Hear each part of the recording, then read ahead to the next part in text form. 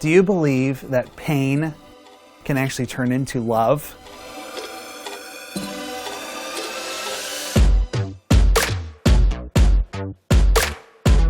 When I was in college, I didn't believe that for a second.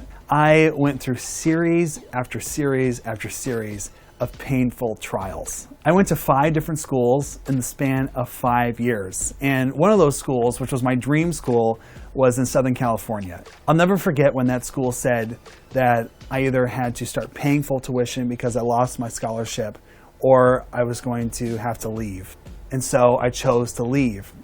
I remember being in the Uber car driving from Santa Barbara to Los Angeles, and I remember I was praying for the car to drive into the median and just end it all for me, because I was embarrassed and I couldn't face this trial by myself. In fact, I didn't want to face this trial at all. But it turns out that that was the greatest thing that could have ever have happened to me. In this session, I want to show you the power of being able to turn any bad thing that could ever happen to you into something good. And it's called celebrating trials. Within every trial, there are treasures. Any trial is a new opportunity. In fact, you know the word in Chinese for trial is door of opportunity?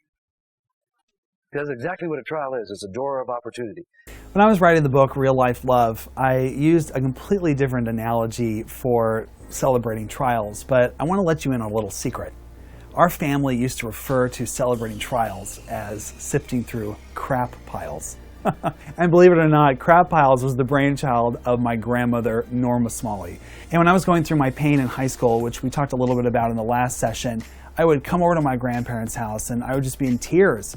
I was so distraught and so upset about all the things that these kids were saying about me.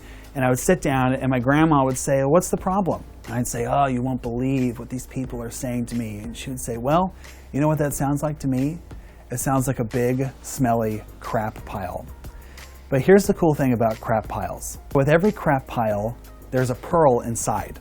And that's what I want you to learn today. And that's the secret to being able to turn every bad thing that could ever happen to you into good things, is by finding those pearls. So my grandpa's version of this was a little bit cleaner.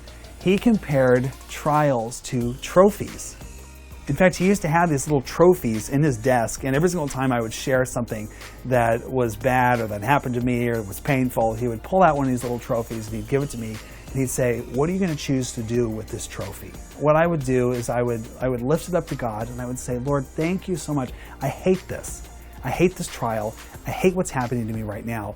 But I'm lifting this trophy up to you and I'm celebrating the actual good things which is going to happen. And this trophy is some of the greatest things that we could ever ask for. This trophy is more compassion. It's more love. It's more grace. It's honesty. It's all the incredible things that make up an awesome relationship. It's like He pours it down into your life, into your heart, into your mind.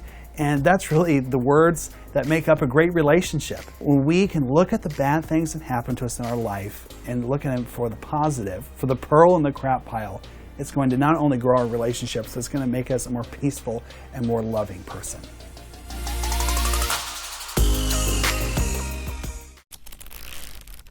Hachette,